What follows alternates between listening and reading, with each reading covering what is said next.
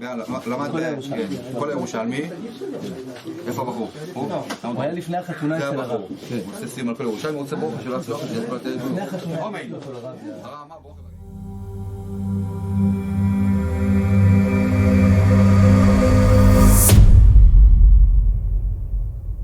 Yom. Rosh Hashana is coming, and there's a beautiful Midrash Rabbah that says that everywhere in the Tanakh that it says the word Hayom, the words Hayom, means the day, not this day, but the day, Hayom, or not Yom, but Hayom, the day, means it's Rosh Hashana. Now, this Midrash Rabbah occurs also in Ruth Rabbah, where it's talking about Boaz and Ruth. And he says that, or Naomi says that to Ruth that, oh, Boaz is going to settle it on the day, Hayom. And the Midrash Rabbah over there says that it was on Rosh Hashana. What was he settling? He was settling to marry her or not marry her. He ran to do a mitzvah. There's a theme throughout the Gemaras that is saying that a tzaddik always runs to do a mitzvah. And if there's something that shows up, they're quick to run to go do it. Why is that? Well, there's 613 mitzvot, and the world is constructed based around doing the avoda, doing the mitzvahs. And that's a big thing of how, like, you exist in the world, why you exist in the world, what you're doing in the world. And you're doing something when you're doing a mitzvah. So the tzaddikim run to do mitzvahs. And by the way, that's why learning is so important, because you have to know what is a mitzvah. What is it? How do you do it? How do you perform it? So something spiritual happens, and the Rambam talks about this, that mitzvahs are, and virtue is interwoven through nature itself. In other words, nature itself responds to how you're behaving yourself. So the idea is that Boaz was going to do the mitzvah now. And he did. He married her. And he had a child with her. And that would be the lineage of what would be David HaMelech and the Redeemer. So here we are. We have another Midrash Rabbah that talks about when is the Satan and the angels getting together in the book of Yov. And it says Hayom over there for the punishment of Yov's kids, and also for when the Satan and the angels and Hashem are meeting together, and it says it's Hayom. What day is that? It's Rosh Hashanah. So what are they doing? They're sitting there talking about, who gets life, who gets death, and who gets how much parnasah, and what's going to be happening. Now, you might think that, there's a sort of determinism here, and there's not. There's a beautiful Gemara in the beginning of the second Rosh Hashanah, I believe it's around page 15 or 16, that's saying that depending on how righteous you are, that the rain is determined for you. But let's say you're destined to have a certain quantity up here, and then you sort of slip and you go down and you start doing a lot of the veras. Well, it says over there that the rain will sort of go onto the wrong person's property, and the wind will sort of blow it away. In other words, things are going to sort of happen, and you're not going to get what you were intended to get, or vice versa.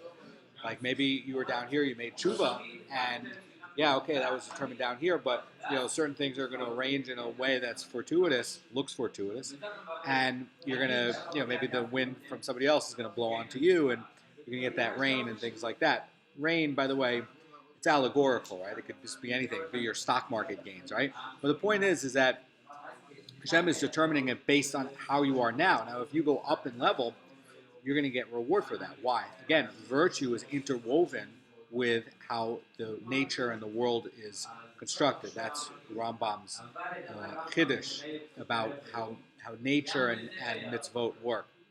Now, the idea is tzaddikim are running to do mitzvahs. Ha-yom, Rosh Hashanah is coming now. And that's the idea, is that we're made to be part of this world, to do mitzvahs, and to look at things now, to do things now.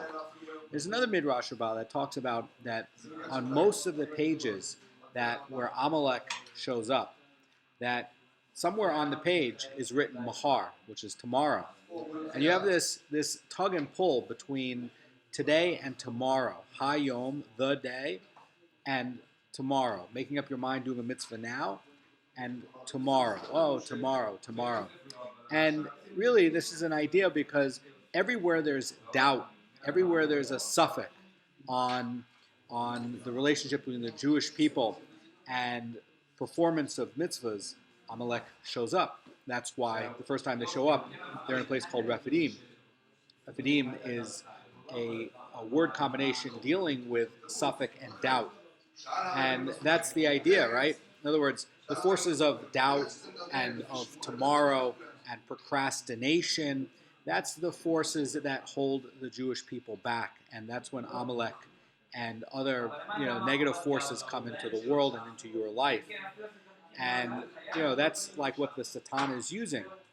Everybody knows what you're supposed to do, and everybody a week or 2 weeks from now is a tzaddik, right? Everybody is one of the great tzaddikim. But when it comes to doing the stuff now, things come up and they say, oh, well, it's too hard, or, oh, I'll do it later, or I'll get to it, or I'm hungry now, or I'm tired now, maybe I'll do it tomorrow.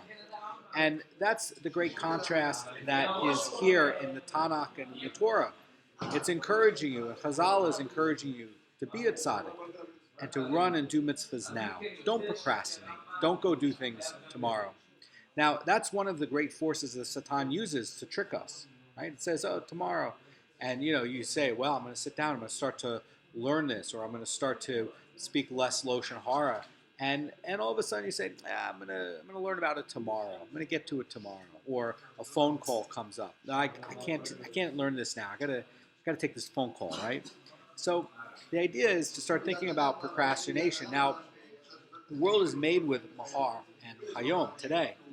And you can use that to your advantage. For instance, if the Satan is coming to you and tempting you on something, you can tell the Satan, yes, I'll do it, no problem, but I'll do it tomorrow. The Satan will leave you alone. In other words, if you have some sort of urge, like, oh, I want to go and eat this cake, I can't resist it, or for somebody who really likes alcohol or something like that, say, yeah, I'm going to get to it, I'll do it, but I'm going to do it mahar, I'm going to do it tomorrow. And the Satan falls for that. Satan will leave you alone for a bit. And you can keep stringing out the Satan and say, oh, yeah, I'm going to do that, and I'm going to eat that cake. That cake looks great. I'm going to get to it in an hour from now. And Satan's basically like, yeah, okay, yeah, you're going to do it? Okay, great. Leaves you alone. And that's the thing, right? Like, the Satan is confused at the blowing of the shofar. And it seems so silly and so frail, but that's such a deep thing for us, right? If the Satan is confused by something like the blowing of the shofar, and is not prosecuting us, and has a day where we're left alone, then it looks at like how frail we are, and how sensitive and how little we are, and that's a big thing that we have to think about. Hayom and Mahar, today and tomorrow. So I encourage everybody to start thinking about running to do mitzvahs, learning about the mitzvahs, particularly in a structured learning program, so that you can actually perform them and you can learn about what they are. And one of the great things is that the Jewish people have something called tshuva.